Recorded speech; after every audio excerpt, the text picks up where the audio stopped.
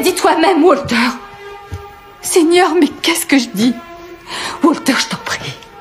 Arrêtons tous les deux d'essayer de justifier toute cette affaire. Et admets-le, tu es en danger. À qui est-ce que tu parles en ce moment? Qui est-ce que tu crois que je suis? Est-ce que tu sais combien je gagne chaque année? D'ailleurs, même si je te le disais, tu ne me croirais jamais. Tu sais ce qui arriverait si je décidais tout à coup de ne plus travailler? Un business si important qu'il pourrait être coté en bourse ferme brusquement. Il disparaît. Il cesse totalement d'exister sans moi. Non, t'as pas compris. Tu ne sais pas à qui tu parles, alors laisse-moi t'expliquer.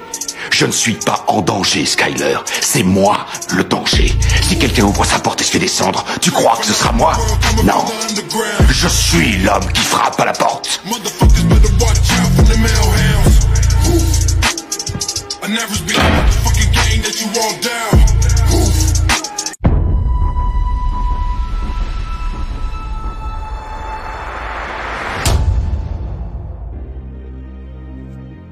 J'aime assez cette scène qui nous emmène à comprendre ce que beaucoup d'entre nous ont vécu au moins une fois dans leur vie.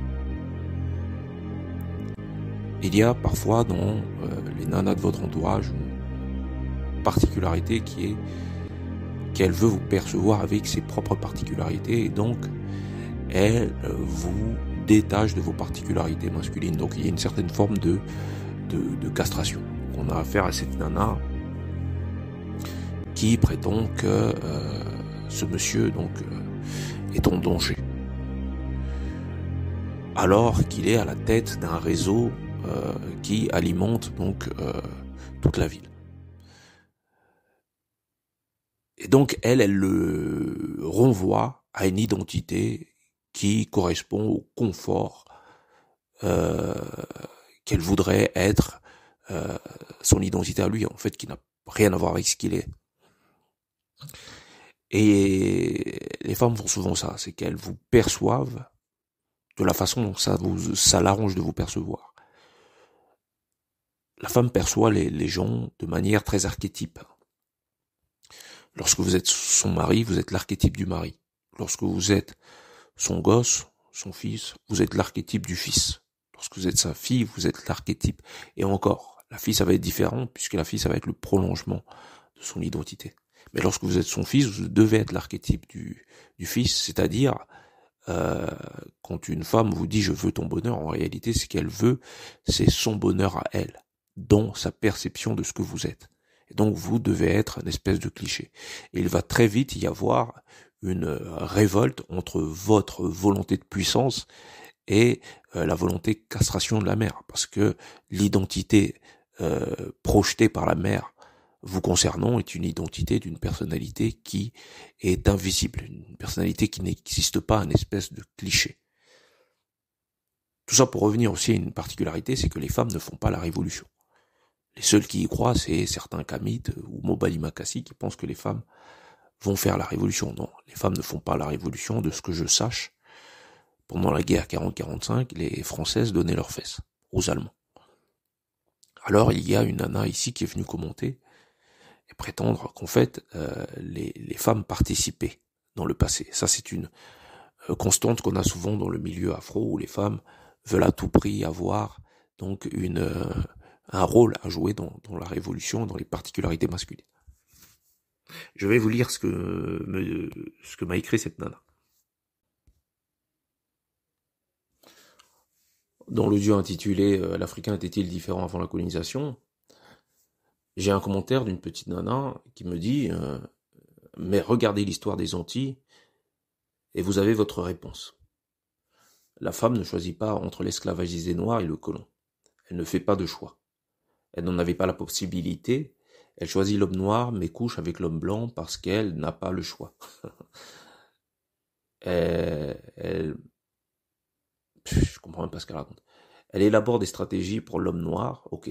Donc c'est une stratège qui va donc faire la révolution. D'après elle, c'est la femme noire qui élabore des stratégies pour l'homme noir pendant donc elle est précarisée, donc est dans une situation assez compliquée, dominée, etc. Elle va trouver le temps donc d'élaborer des stratégies pour l'homme noir. Au jour d'aujourd'hui, je tiens à faire quand même mention du fait que l'une des plaintes qu'avait Mobali Makassi, c'est que lorsqu'il allait dans les conventions, dans les conférences afro, il trouvait que des hommes. Alors il a tout fait pour que la balance bascule. Plutôt que d'essayer de comprendre pourquoi il y trouvait des hommes, et ça c'est le problème des Kamites, c'est que plutôt que de faire une étude sociologique qui lui pousse, qui va l'amener à comprendre les particularités des sexes ou les particularités de sa situation, lui va baser ses convictions sur un idéal. C'est-à-dire qu'il va tout faire pour changer les choses, alors que les choses sont censées le dicter la route à suivre.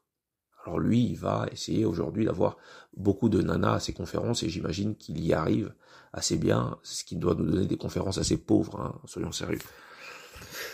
Et donc, elle dit quoi? En même temps, elle élabore des stratégies pour l'homme noir. C'est aux femmes d'élaborer des stratégies pour l'homme noir.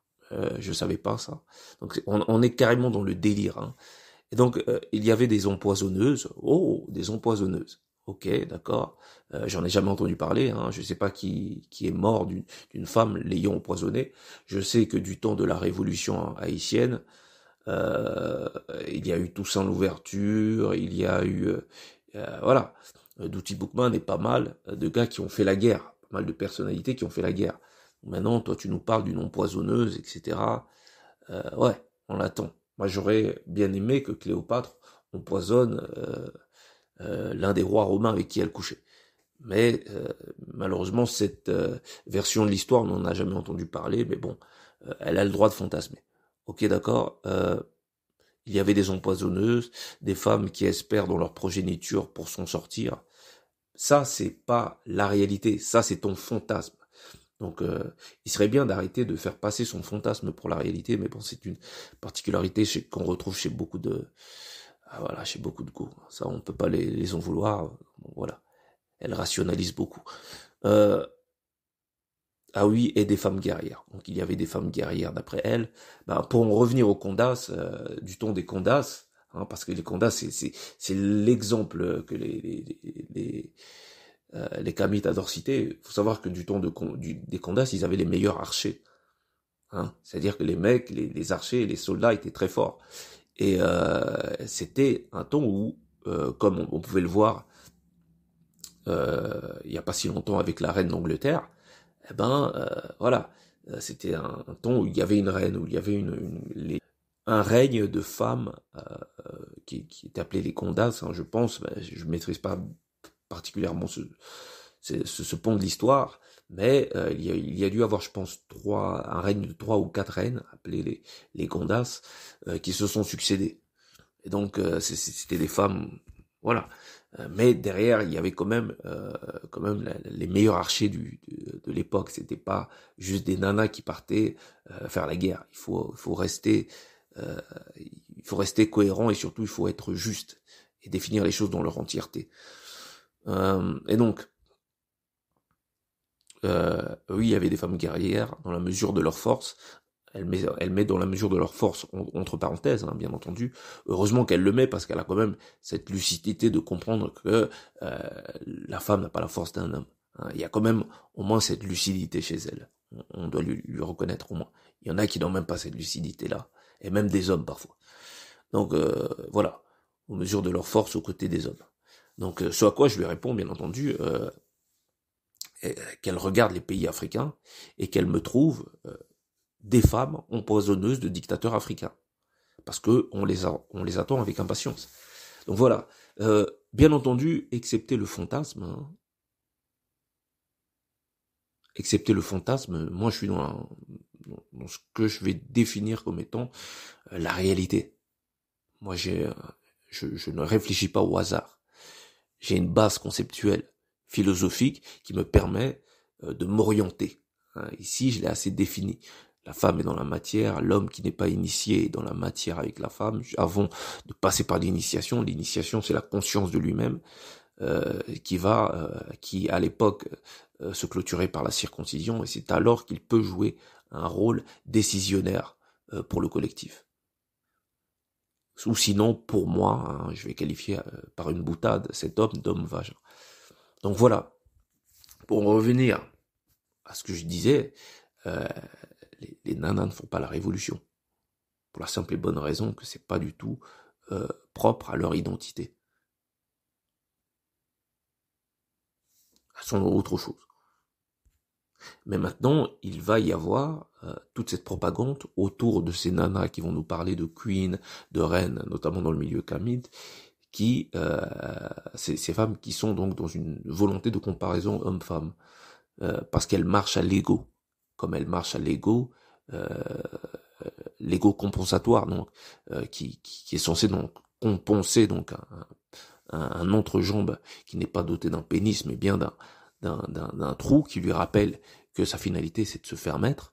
Je suis désolé d'être choquant quand je vais dire ça, mais c'est une réalité biologique et physique qu'on ne peut pas contredire, même si c'est dit assez vulgairement.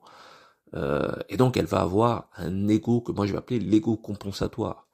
Et donc elle ne peut reposer sa volonté de puissance que sur l'ego, parce que celle-ci ne repose pas sur son phallus et sur son instinct.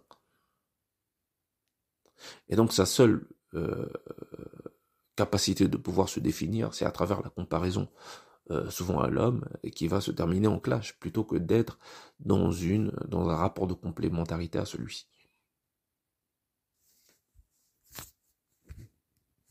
Et d'accepter sa féminité, bien entendu, parce qu'il n'y a pas d'acceptation de la virilité sans acceptation de la féminité. Donc, lorsqu'on est dans le rejet de la virilité, on est forcément dans le rejet de la féminité.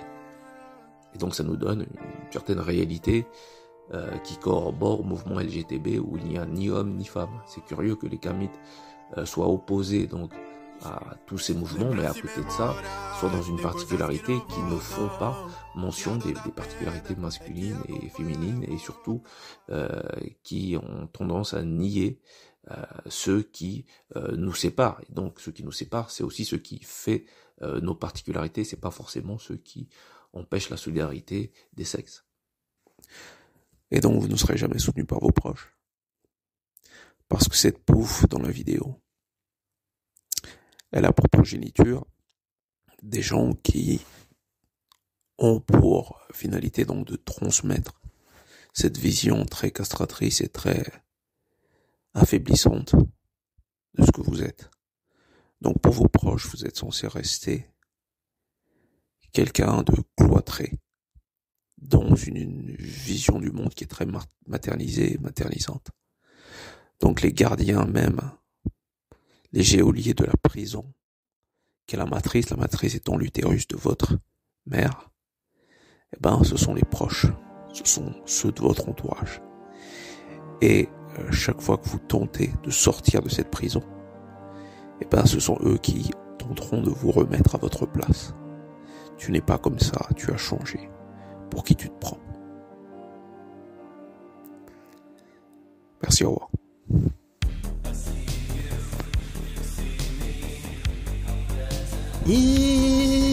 Semana Salomuntu, Semana.